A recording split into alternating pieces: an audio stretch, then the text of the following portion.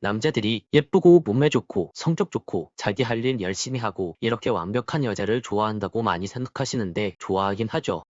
영상을 클릭해주셔서 감사합니다. 당신의 연애 길잡이 연애 신호등입니다. 여러분은 어떨 때 이성에게 심쿵을 하나요? 사람마다 그리고 상황마다 다를 거예요. 그리고 나는 이 부분에 심쿵하게 될 줄 몰랐는데 의외로 심쿵하는 순간도 분명히 존재합니다. 그런데 사실 잘생기거나 예쁘면 심쿵을 하죠. 하지만 오늘은 남자가 여자한테 심쿵하게 되는 몇 가지 행동에 대해서 말해볼 거예요. 심쿵하는 순간은 사람마다 그리고 상황마다 다르지만 많은 남자들이 공감할 만한 여자들의 심쿵하는 행동들 몇 가지를 말해볼게요. 그럼 본격적으로 이야기를 시작해볼게요.